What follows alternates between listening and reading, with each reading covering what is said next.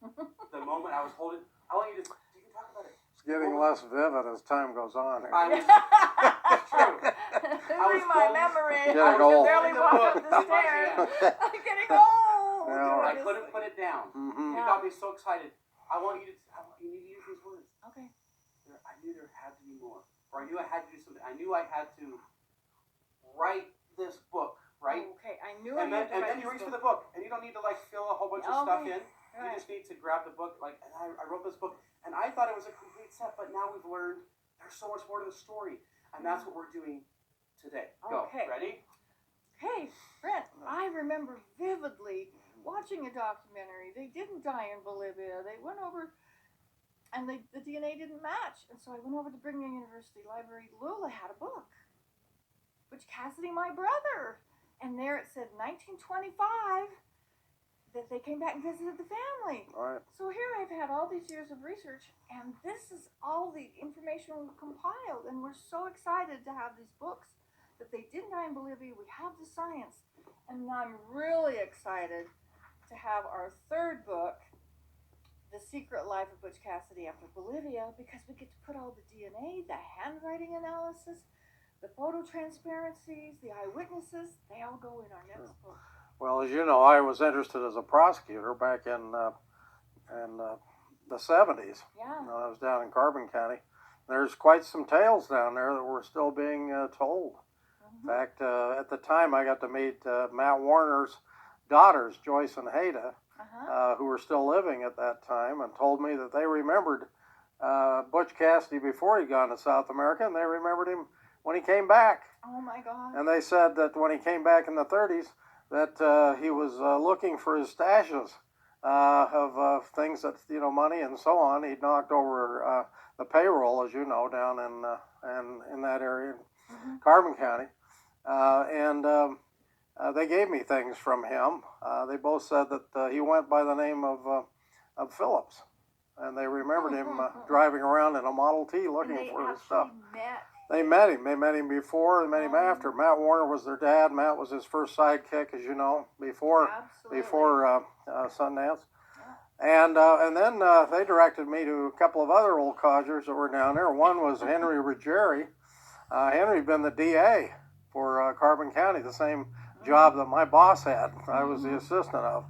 And he told me back in the days when he had to carry a pistol in the 20s and 30s that he had remembered Butch Cassidy before that time, when he'd gone to South America. So he knew him before. Knew him before, and then during the 20s and 30s, he said he came back, and he told me that his name was Phillips.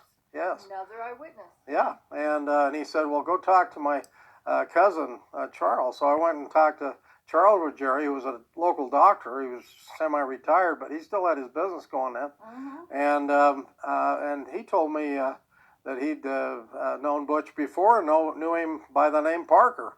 So I had those at least 4 eyewitness people that told me about Butch Cassidy. Plus, I was finding items of Matt Warner's there. Matt, as you know, went to prison early on as a member of the Wild Bunch.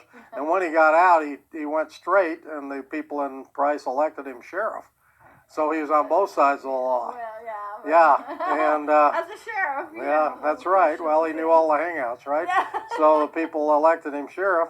And fascinating characters, all of them. So years later, when I read a book on it, I thought, well, this is amazing. I'm really interested in this myself, and I'd like to know, where Butch ended up. Not only that, but I found out that since the Ashworth family had been assigned by Brigham Young to go to Beaver, Utah, that's where Butch was born in 1867. And and then I found out later that I actually had an Ashworth great aunt that had married into the Parker family.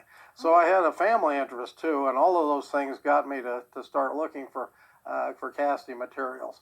And then I'm Butch Cassidy's 13th cousin on my father's side. Well, and so, we have that relation. So there's some interesting relationships. But at any rate, I got really enthused to try to find what happened. I've been involved with evidence and criminal trials and all that for years. Yeah. And I thought, wouldn't it be great to be able to nail it down? Of course, the movie Butch Cassidy and the Sundance Kid was what really spurred everybody on. Everybody. Yeah, It's the biggest hit because ever. it was such a big hit, And the song, Raindrops Keep Falling on My Head. and it was taped in a lot of it in southern Utah and other places. Down in So Grafton, I you think, bet. yeah. So it was just fascinating, and that got me searching, and eventually I got the Percy Siebert scrapbook, as we've mentioned, which you with the purchased. letters and so on it of Butch.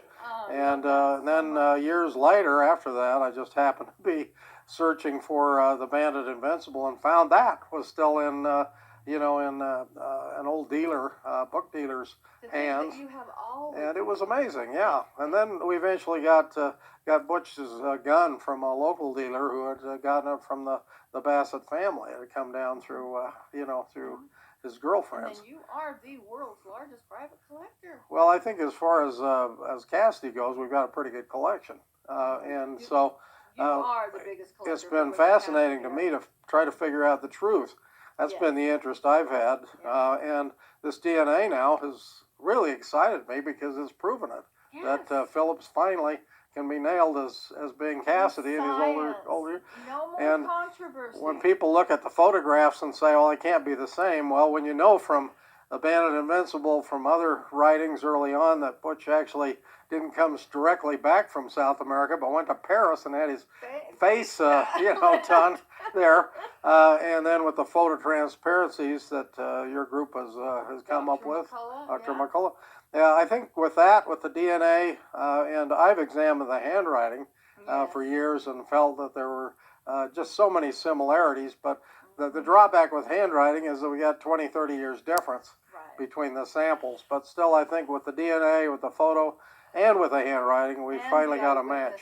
The eyewitnesses are key. Yeah, I think we finally got a match. We do. We do. Let's show us what you got there. Well, this is my book called Show and Tell. This was published a couple years ago, and it was written by Tracy Felstead as she took the story down for me. She did an excellent job.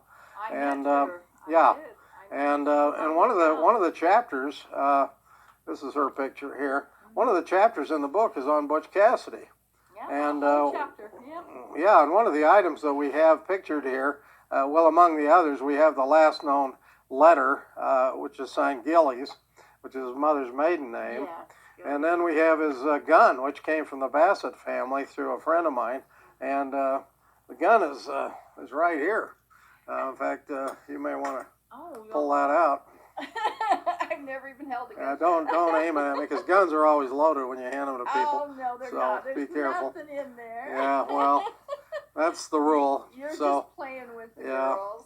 Well, anyway, that's beautiful. And we did have this dusted to see if we could get we did. Yeah. But right now, we could do that later. Sure. It's fun to have the experts here and see if maybe we could prove it was. Absolutely. And so that's pictured in my book here as well in the chapter on Butch Cassidy. Yeah. And this covers my collecting, which has over 1 million items now. Oh my God. But I'm so impressed with it's a great introduction, and we've had a long association on trying to prove this, and now it looks like we've done it. We've done it. Yeah. We've got it with science. Which is pretty exciting. It is very exciting.